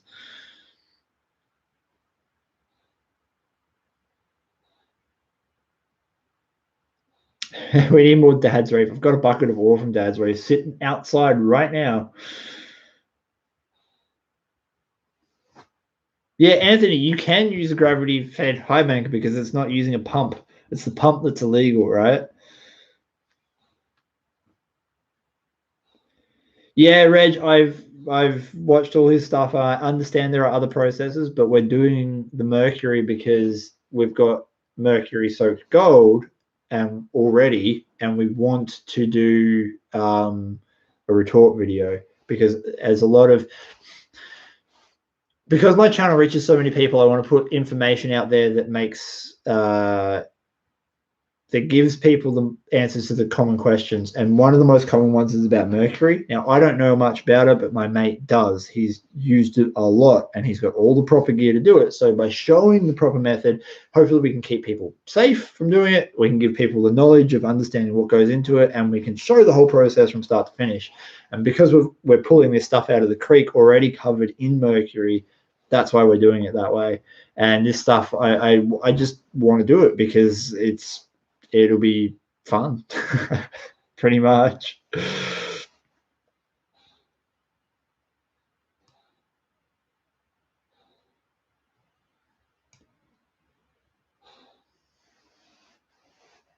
Inventor MJM, holler from Cali, you goofy fuck. Yeah, what's going on, bro?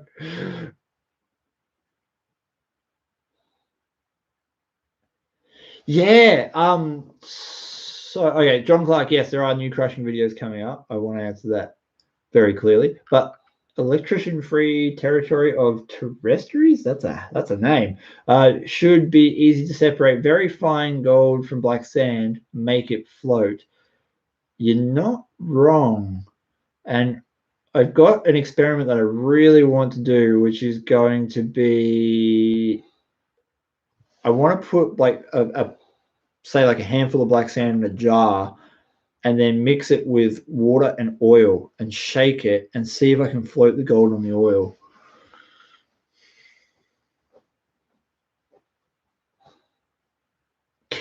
John, nah, bro. Look, Fern could eat any amount of gold she wants and poops it out, and I won't panic. I don't care. I don't care about the gold that much. I really don't.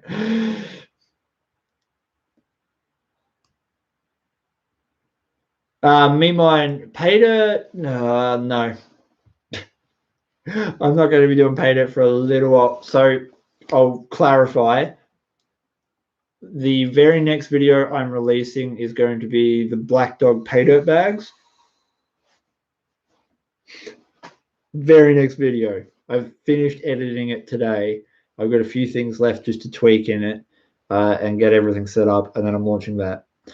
But that's a fundraiser. There's going to be 5 bags available. They're going to have a guaranteed gram of gold plus 30 carat garnet in it, every bag. And we're going to be raising money for service dogs. But when it comes to the other pay dirt, I just don't want to do it online because every time I've done it, I've copped a lot of abuse from people who've missed out on bags, and I don't want to put myself through that anymore. So, unfortunately, because some people couldn't control their emotions like toddlers, I'm just not doing it.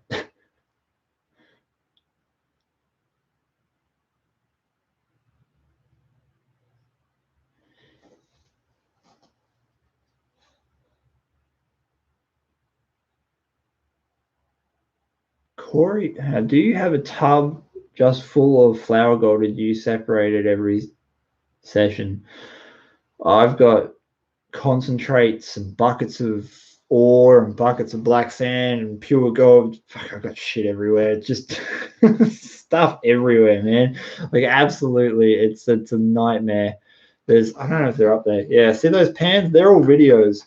Like, and there's more over there, and there's more in the shed. It's just stuff.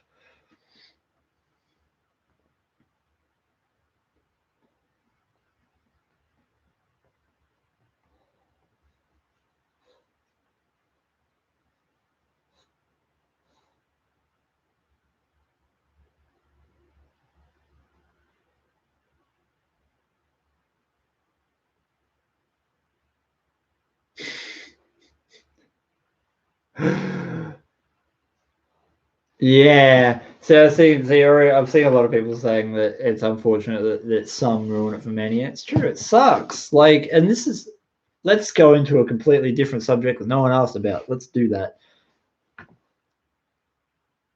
I see often posts people put up which are like, if you don't like something, just keep scrolling. But that's not fair because that's like saying that if you don't like listening to someone's hate-filled speech, just stop listening and walk away. But you can't help but hear those things, and those things are said specifically to hurt, to inflict damage, to make people feel uncomfortable or funny. And it's easier for you to stop and think, and I'm putting a lot of faith in humanity here. It's easier for you to stop and think, am I just doing this to get a reaction out of someone, or do I actually believe this? And I would hazard a guess that most people don't believe a lot of the very hateful and nasty things that they spew forth on the internet, and they're more or less just lashing out because they don't have full emotional control over themselves because they're at a heightened level of arousal for whatever reason, whether that be anger or sadness or frustration. Um, And so they spew forth this crap, and then you've got to read it, and it can just take you out. And when I'm confronted with so many comments every day, I get a lot of it. And especially when you do pay dirt, like I do 100 bags and it takes me 2 full days to put it together, like to weigh out every bag for how much pay dirt goes into the bag, to weigh out all the gold, to make sure every bag has the ROI that I'm promising, to bloody high bank the stuff in the first place, to printing the labels and putting them on all the bags, and then just writing the addresses takes hours, right? And it's all done on the computer and it's full on. And so you send out these 100 bags that took you 2 full days of packing and processing to do, and you put a lot of work into it and a lot of care into it, and you're really excited about it. And someone just writes you a message like, why don't you put out more bags, you loser? And you're like, well, what the fuck? Like one man doing all this stuff. I'm not here to cop abuse from you because you missed out on a bag. It doesn't work like that. Nope. Not having it. Just not having it. I used to take a lot more offense to it, but now I just don't care. It's like, nah, I don't want to do that. I think the next time I'm going to sell pay dirt bags like that, I'm going to do it at the meet and greet, because as soon as I can have more than 10 people because of COVID at a meet and greet, I'm going to have a meet and greet and I'm going to sell bags. And I'm going to do it in person so I can shake the people's hands and I can say thank you very much for being part of my channel and supporting me in this way, and I appreciate it, and I hope this bag of pay dirt gives you a lot of joy and fun and pleasure. And I want to do that in a personal way, and I don't want to just make this some random ass product that people buy. I don't think that's right.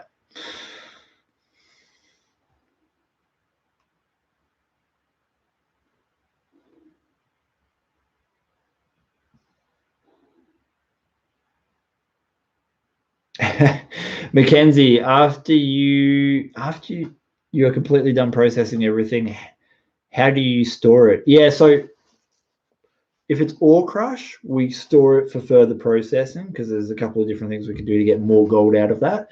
If it's concentrates left over from sluicing or panning or whatever, I usually go through that twice to make sure I get most of it, and then I just add that to, when I was doing the pay dirt bags, I'd add that to the pay dirt bags because there's still a little bit of gold and all the gemstones and stuff in that. And otherwise I just use it for garden fill. Just goes in the garden beds.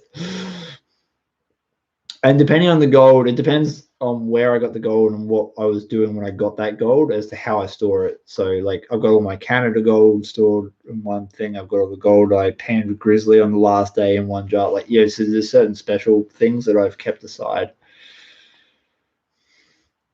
John, I don't keep track of how much gold I found. I just put it in jars and put it in the bank, man.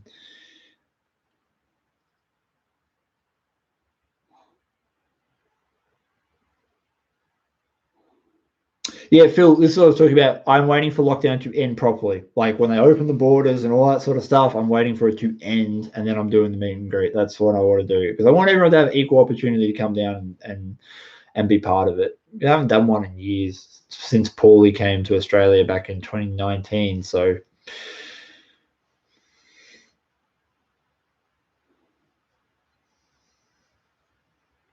yeah, Peter, if I agree. I like how Jeff gives it away to his patron members. I would love to do something like that. I just don't find enough of it. I don't, like, everyone would be getting one freaking 0.1 maybe every couple of months.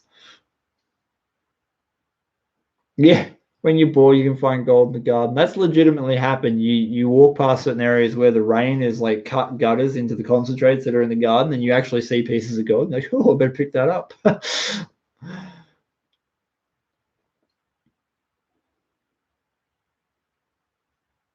Scotland. I would love to go to Scotland. I freaking love, like, Scottish accents. Accents are the bomb. Man, Scotland. I got to go to Scotland. I got to do that. I should go travel the world. What am I doing in Australia?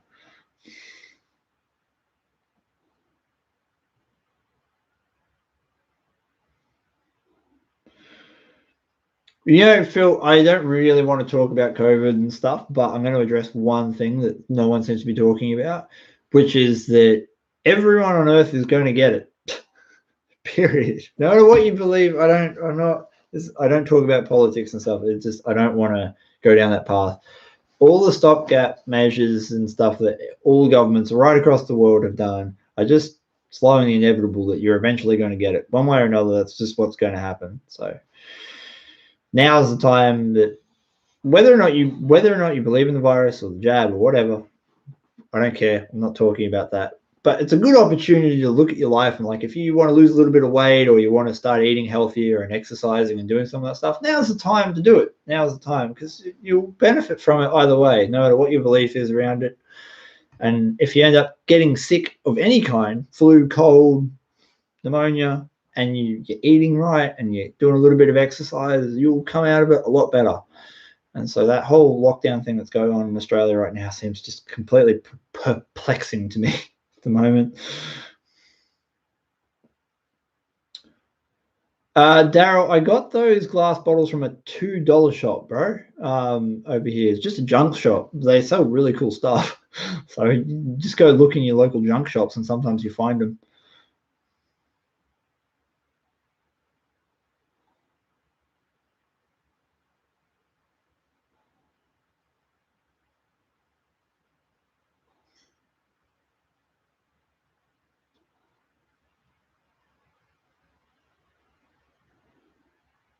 Yeah, Peter, that's right. Just like the flu, it's here to stay. Doesn't, and again, not politicizing. I don't care about what you want to do with your body and what you think and the whole climate. And that's your opinions. You're totally entitled to them. And I'm not pushing any agenda on anyone. I'm going to be really clear about that. It's just my opinion that you're going to get sick in your life, whether that be the flu, cold, COVID, whatever you want to believe. And if you're healthy, by taking supplements, by exercising, by eating right, you're going to come out the other side of it a lot better.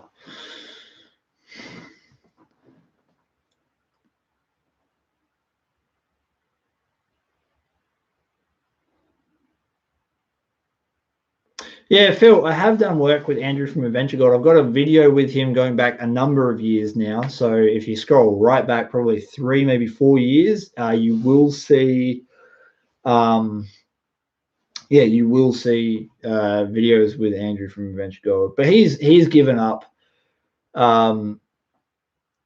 He's given up the whole YouTube stuff just for exactly some of the reasons that I was stating before, which is that it's a lot of pressure to dealing with so many people and so many opinions and whatnot all the time. It just got to a stage where it was making him super uncomfortable, and he decided to take a step away from it. I completely respect that choice. I understand that choice.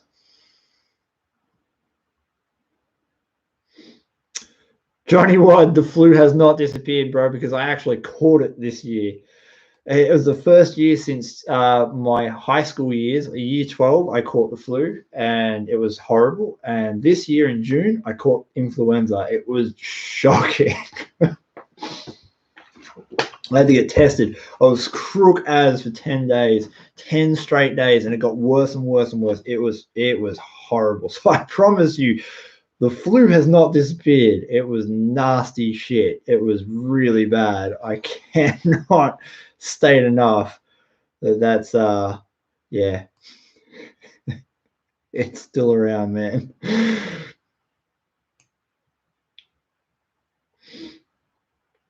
Yeah, Gary. Gadsy and I, my cameraman, genius man that he is, was talking about how we should do a video on following gold through its indicators. So exactly what you're saying here. Like, we found gold high up on a bench, and what we want to do is try and show you how to find those deposits and follow them just by looking at the dirt and the rocks. So not even taking test pans. So yeah, there's a couple of things that we want to do like that. Leo Brush, no, this is just a jacket, man. No, I don't know. Is it? I know nothing about fashion. There's nothing question to ask. I just liked it, so I bought it.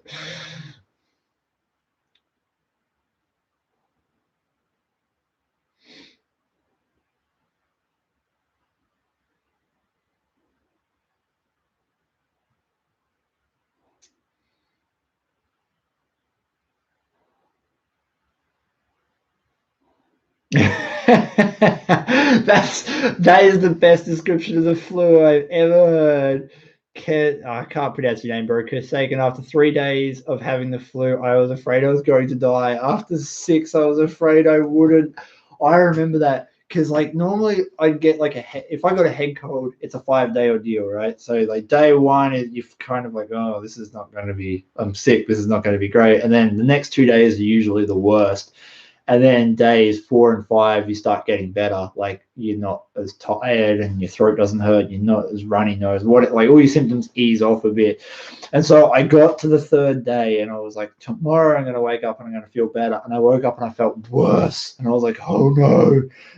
And then the 5th day, and I was like, I'm going to feel better tomorrow. And I felt worse.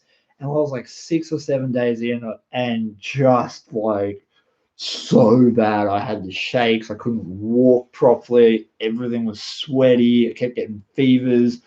I couldn't sit in a chair. I couldn't watch a movie. I couldn't read a book. I could do nothing but like lie there and roll around in agony. It was so bad. And I got to like the 9th or 10th day and I woke up and the symptoms had eased a bit. And I was like, thank gosh, because it was so bad. It was so bad. So yeah, I feel that. That's a great thing. After the 6th day, I was worried I wasn't going to die. That's funny.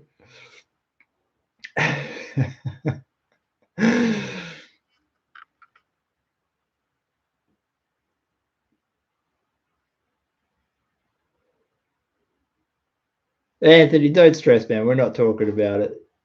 But I'm just talking about the time I got sick in June. It was so bad.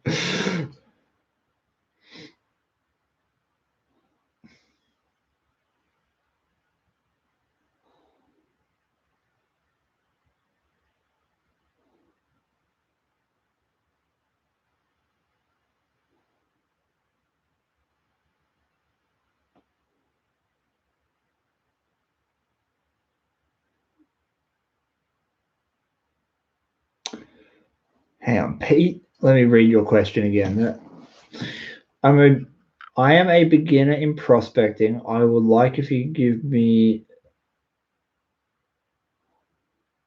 some at least one advice. What would it be?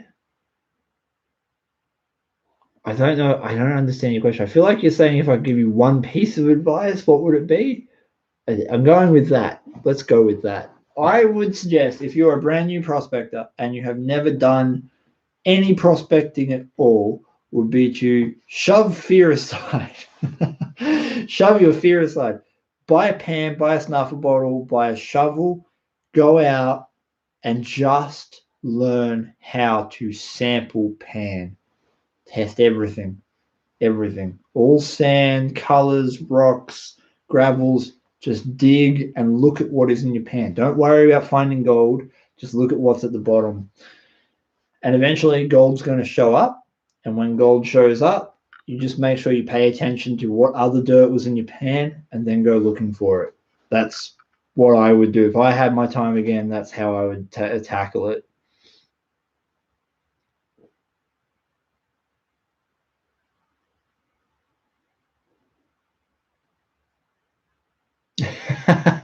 Hey, here's 0.12 grams of 18 karat gold, $4.99 super chat. Thank you so much, Lem. That's great. I like that.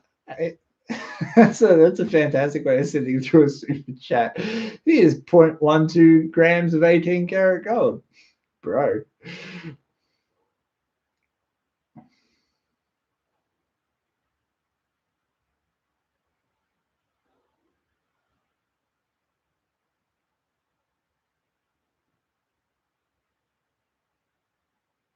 Savage Patty, where would you suggest to go for my first prospecting trip in Vic? I don't know.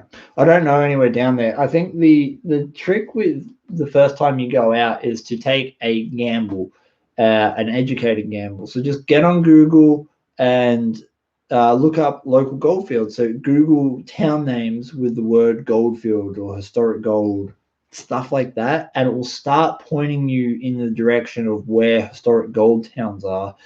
That's where you can jump on Google Maps, and find creeks and stuff that are in those areas that you might be able to go to that are in state forests.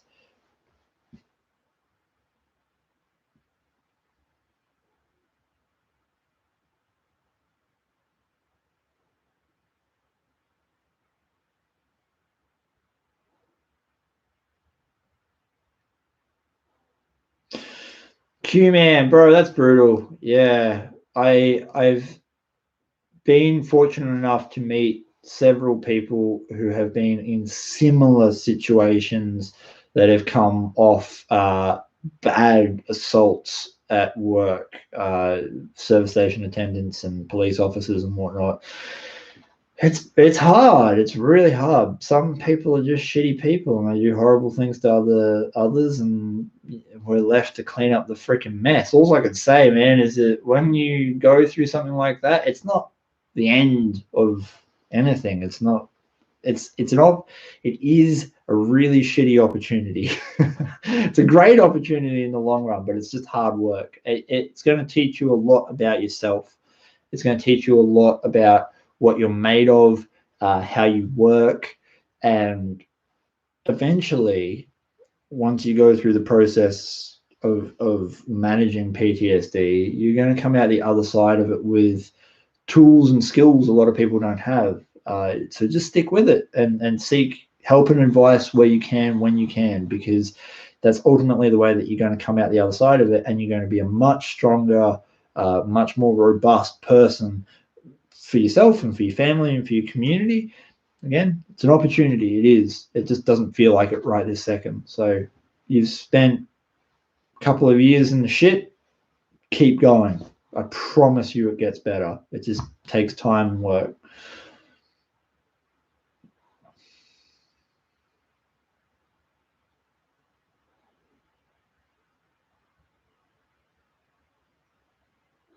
Dave McDonald. So I explained earlier in the live stream that we are primarily on public lands. When we can, every opportunity we can, we hunt private lands. But we have a prospecting license here in Victoria, and that's $25 for 10 years to go fossicking and whatnot on public lands. And that means that the mineral rights are yours when you fossick on those public lands.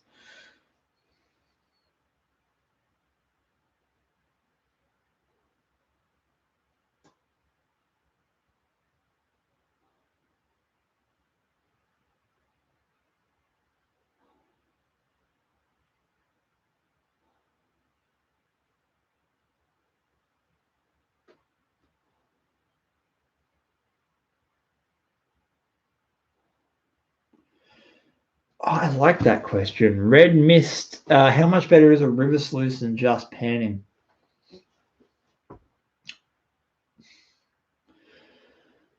How to answer this question concisely?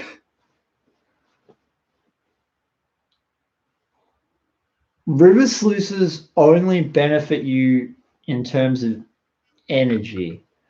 So I can pan faster than a river sluice. I can pan faster than a river sluice.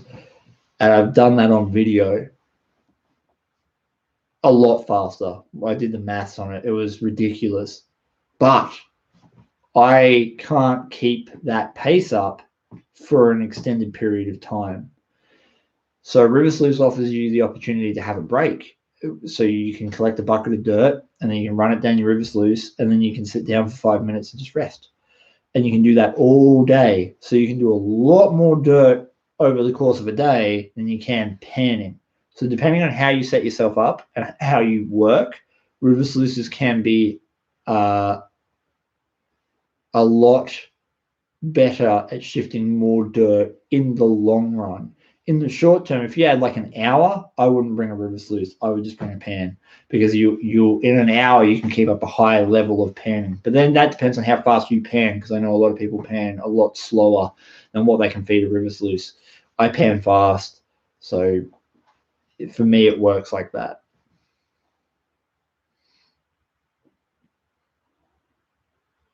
Yeah, Anthony. Yeah, diagnosed 2 months ago with PTSD. Haven't worked for 11 months now. It's tough when stuff like that happens. And you're going to have days that are good and you're going to have days that are bad. You're probably going to have weeks that are bad. But the thing about, I was trying to explain this to a friend of mine, is that you'll get taken down by all sorts of emotions when you've got PTSD. Things will happen that will trigger you and it will really shut you down, and it'll be a really hard moment. And what I try to remind myself of is that back in the day, I'd have to sleep for a whole day, or I'd be aggro, or I'd have to drink, or whatever it might be to calm myself down. Like something would have to physically calm me down, and it would be a lot of effort. Now I can see the trigger coming, I get triggered, and I'm able to ride that wave out. I'm like, okay, I know how to manage it now so that it doesn't shut me down to the point where I'm completely incapable of doing anything. It might be harder to do the things that I want to do, but it's not impossible. And so just remember that when those bad times come now, they're going to feel really pointy, and they feel like they're going to swamp and drown you. Eventually you'll be able to ride on top of that wave. And so you still get carried by the wave, but you're not drowning. And that's important. It's really important to remember that what you're feeling right now will not be forever. You'll come out the other side of it. And just keep working with counselors and whatnot to learn the techniques of how to pull yourself out of that easier.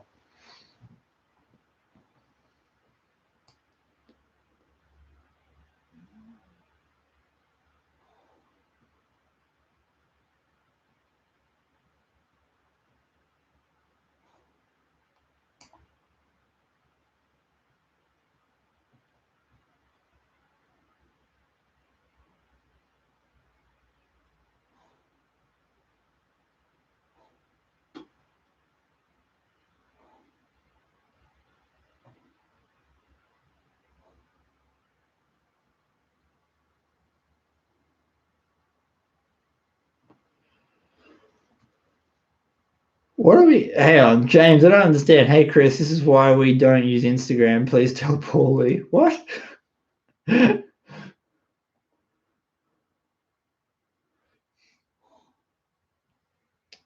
Debbie's turning into a pumpkin and going to bed. I should probably do the same. It's midnight at the moment. So we might answer one or two more.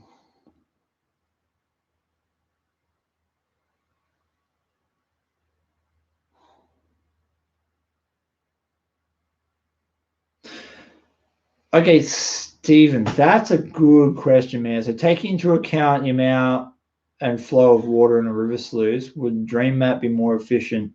So first of all, define efficiency.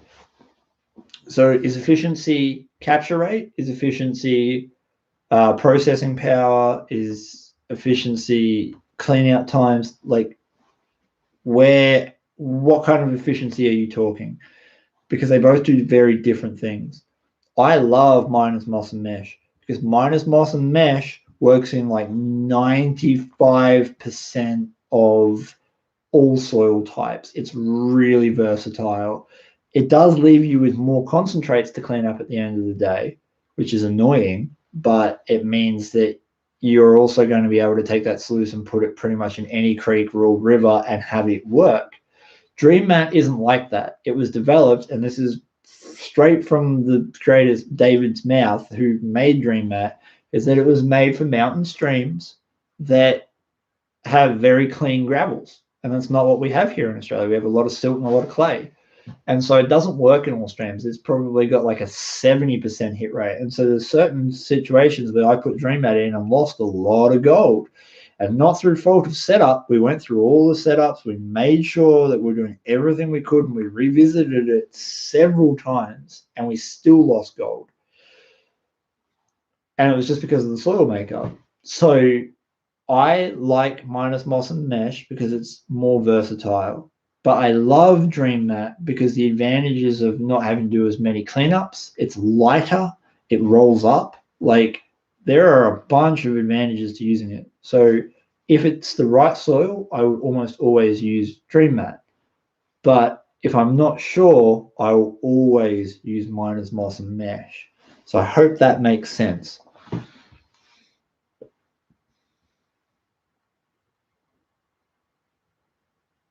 Dave McDonald. Me again, sorry if you have already been asked this before. How do you know the difference between 18 and 24 carats? So you can do an acid test. You can buy acid test kits that will tell you the purity of the gold that you're digging, or you can use an XRF scanner. And XRF scanners are probably the way to go. Some jewelry shops have them, and you can literally just get them to test your gold.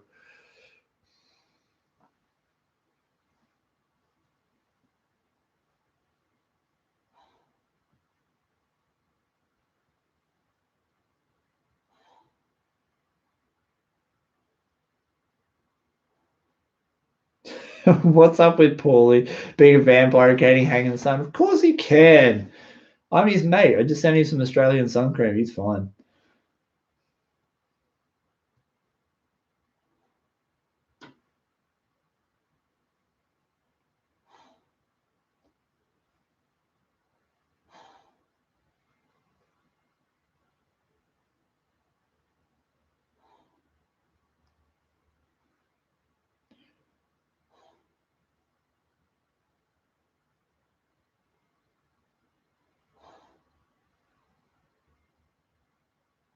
All right. I think this is going to be our last question.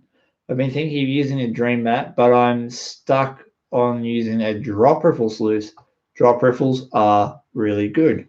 The biggest thing with a drop riffle is that the drop riffles need to remain fluid so the material doesn't bog down and get compacted, because if it does that, then your gold's just going to scoot straight over the top.